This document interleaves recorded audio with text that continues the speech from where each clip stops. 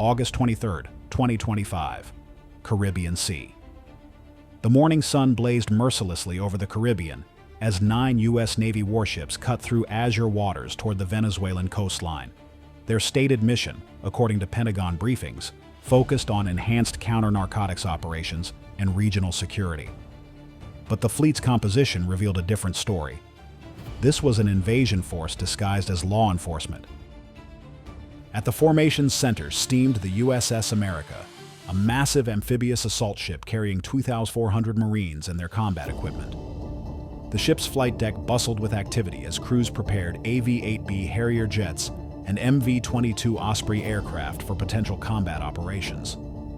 Flanking the assault ship were 3 Arleigh Burke-class destroyers, USS Rafael Peralta, USS John Finn, and USS Thomas Hudner, each bristling with vertical launch systems loaded with Tomahawk cruise missiles and sophisticated defensive weaponry.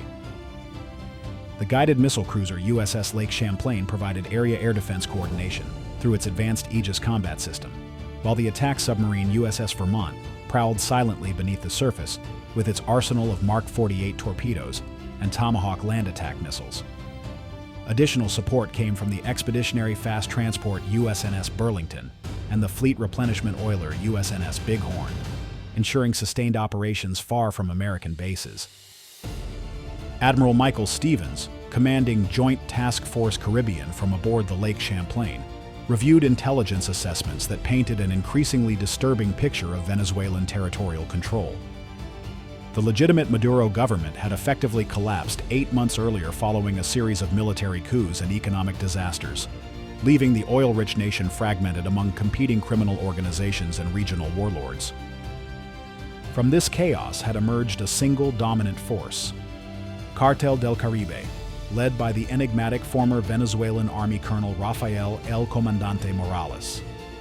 Unlike traditional drug trafficking organizations focused solely on narcotics smuggling, Morales had created something unprecedented in criminal history, a militarized narco-state that combined sophisticated military capabilities with ruthless criminal methods and territorial control over vast regions of northern South America. This is Navy warfare. If you want to understand how criminal organizations can evolve into military threats that challenge national governments and international security, smash that like button and subscribe for exclusive analysis of modern irregular warfare and its implications for global stability. Cartel del Caribe represented a qualitative evolution in organized crime that intelligence agencies had been tracking with growing alarm. Colonel Morales had successfully unified drug trafficking networks across Venezuela, Colombia, Guyana, and parts of Brazil into a single command structure that controlled an estimated $400 billion in annual narcotics revenue. More concerning was his systematic recruitment of former military personnel from across Latin America, creating a private army of approximately 20,000 fighters with conventional military training. The cartel's military capabilities extended far beyond small arms and improvised weapons, typically associated with criminal organizations. Intelligence reports confirmed the acquisition of advanced anti-ship missiles, including Chinese-manufactured C-802 systems capable of threatening major warships at ranges exceeding 180 kilometers. The organization possessed attack helicopters, armored vehicles, and sophisticated air defense systems that had been purchased through corrupt military officials or captured during government collapses. Most alarming was the cartel's naval component, which included fast attack craft armed with torpedoes and anti-ship missiles, as well as a fleet of submarines ranging from converted civilian vessels to purpose-built military craft constructed in hidden shipyards throughout the Orinoco Delta. Intelligence estimates suggested that Cartel del Caribe possessed at least 15 submarines capable of launching torpedo attacks against surface vessels, representing an unprecedented threat to maritime security throughout the Caribbean basin. The transformation from law enforcement to military operation had occurred following a series of increasingly brazen attacks against U.S. assets in the region. Over the preceding 4 months, cartel forces had sunk 3 Coast Guard cutters, attacked DEA facilities in Colombia, and most provocatively, launched anti-ship missiles at U.S. Navy vessels conducting routine patrols. The escalation culminated on August 10th, when cartel submarines successfully torpedoed the Coast Guard cutter James, killing 22 American sailors in what became the most deadly attack on U.S. maritime forces since the USS Cole bombing. President Trump's response was characteristically direct and uncompromising. The United States will not tolerate terrorist attacks on our military personnel by drug cartels or any other criminal organization, he declared during a nationally televised address from the Oval Office. We will hunt down these narco-terrorists wherever they hide and eliminate their capacity to threaten American lives and interests. The full weight of American military power will be brought to bear against this threat. The mission's scope extended far beyond traditional counter-narcotics operations to encompass what Pentagon planners described as unconventional warfare against a hybrid threat. Intelligence assessments confirmed that Cártel del Caribe had effectively occupied most of Venezuela's Caribbean coastline, establishing fortified bases in former government military facilities while controlling critical ports, airfields, and oil infrastructure throughout the northern regions. The cartel's revenue streams included not only drug trafficking but also illegal petroleum exports, human trafficking, weapons smuggling, and extortion operations that generated sufficient income to fund military capabilities rivaling those of small nation-states. Colonel Morales had essentially created a shadow government that provided security, administered justice, and collected taxes throughout territories under cartel control, offering an alternative to the failed Venezuelan state that many civilians found preferable to government collapse. Brigadier General Patricia Rodriguez, commanding the 24th Marine Expeditionary Unit aboard the USS America, studied reconnaissance imagery that revealed the sophistication of cartel defensive preparations. This represents a paradigm shift in the nature of criminal organizations, she briefed her staff officers. We're not conducting law enforcement operations against drug dealers. We're facing a well-equipped, professionally trained irregular army that has conquered territory and established governmental control over a population of several million people. The cartel's defensive strategy incorporated lessons learned from contemporary conflicts throughout the Middle East and Eastern Europe. Former military advisors, including veterans of conflicts in Syria, Ukraine, and Afghanistan, had helped establish layered defensive networks that combined conventional military positions with asymmetric tactics designed to maximize casualties among attacking forces while minimizing exposure of cartel assets. Want to understand how modern irregular warfare combines conventional military capabilities with asymmetric tactics to challenge traditional force advantages?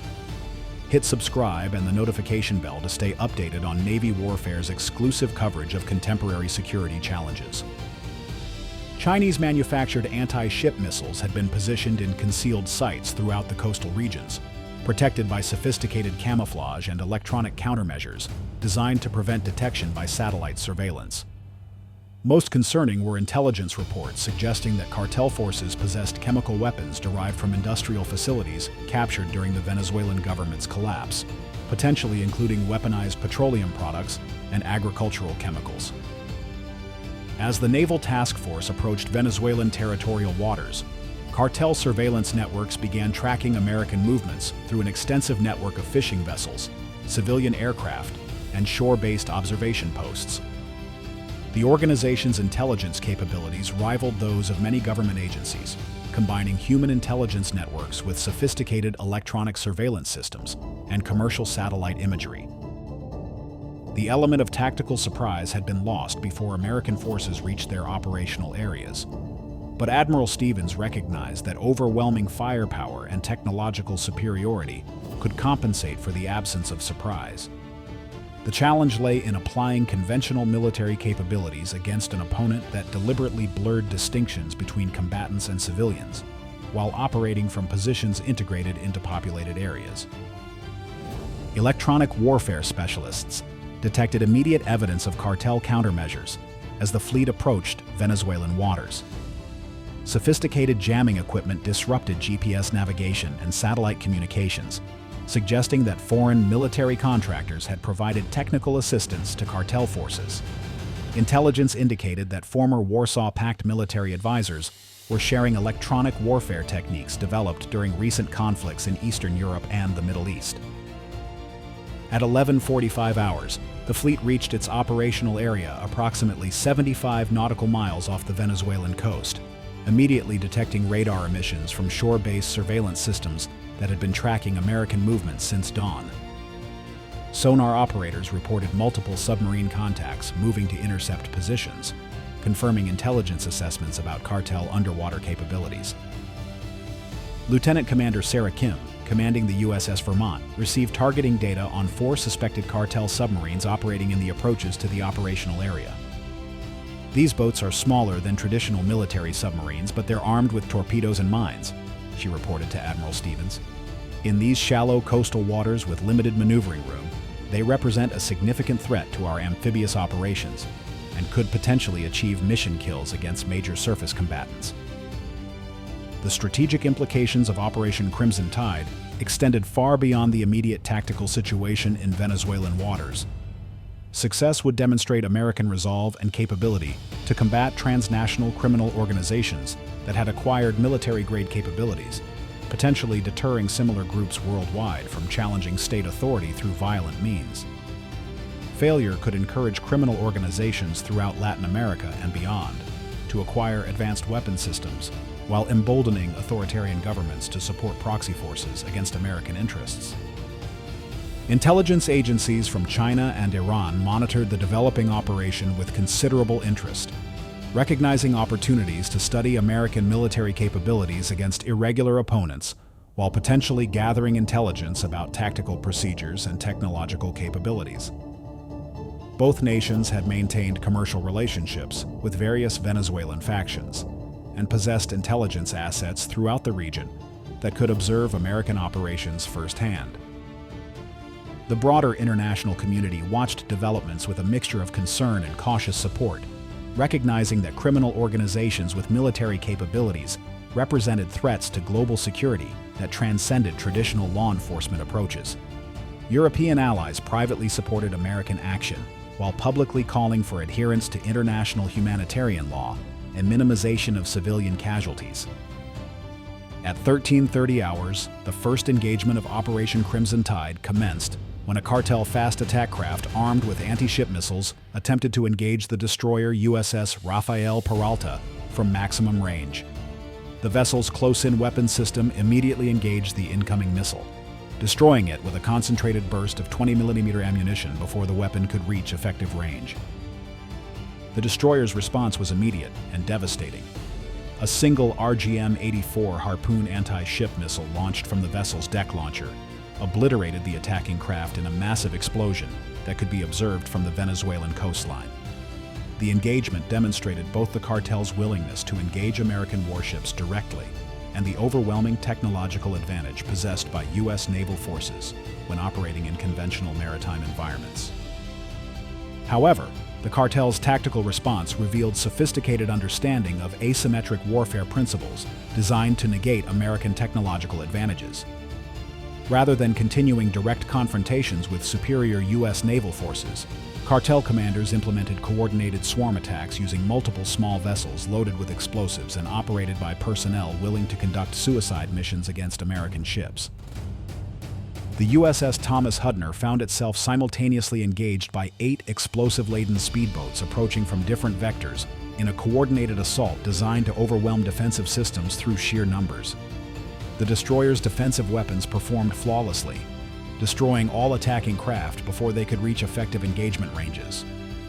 However, the attack consumed significant quantities of defensive ammunition, while demonstrating cartel willingness to sacrifice personnel and equipment for minimal tactical advantages. This is how criminal organizations with military capabilities challenge conventional naval forces through asymmetric tactics that exploit the constraints of operating in populated coastal areas. Subscribe to Navy Warfare and hit that bell icon for exclusive analysis of irregular warfare tactics and their implications for modern military operations. Admiral Stevens recognized that traditional naval tactics would prove insufficient against opponents employing terrorist methods with military-grade equipment.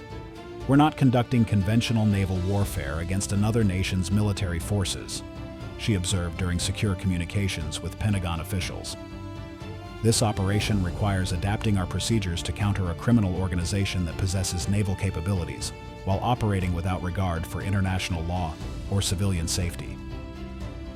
The most significant challenge emerged from intelligence reports confirming that cartel forces intended to use civilian infrastructure as defensive positions, while threatening to employ chemical weapons against both military targets and civilian populations.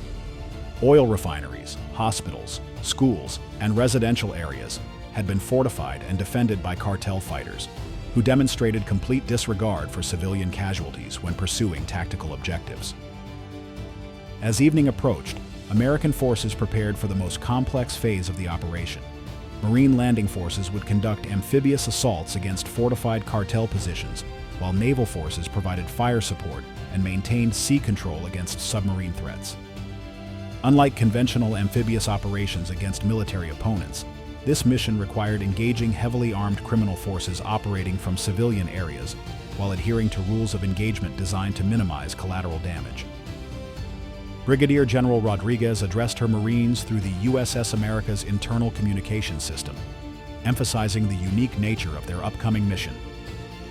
"We're about to confront opponents who combine sophisticated military equipment with criminal tactics that ignore all international legal and moral constraints," she explained. "They will use human shields, deploy chemical weapons, and conduct suicide attacks against our forces. However, they remain criminals rather than soldiers, and we will demonstrate the consequences of declaring war against the United States of America." The night of August 23, 2025, would mark the beginning of the first major U.S. military operation specifically designed to combat a transnational criminal organization that had acquired military capabilities sufficient to challenge governmental authority over sovereign territory. The outcome would establish crucial precedents for how democratic nations would respond to the militarization of organized crime in an era of failed states and governmental collapse. As darkness settled over the Caribbean, both American forces and cartel defenders prepared for confrontations that would test fundamental assumptions about the nature of contemporary warfare. The operation represented a collision between conventional military doctrine and irregular warfare tactics conducted by opponents who rejected traditional constraints on the conduct of armed conflict. The stakes extended far beyond Venezuelan territorial waters to encompass the broader question of whether criminal organizations could successfully challenge state authority through the acquisition of advanced military capabilities and terrorist tactics. The entire Western Hemisphere watched to determine whether American military power could adapt effectively to counter threats that combined criminal ruthlessness with military sophistication in unprecedented ways.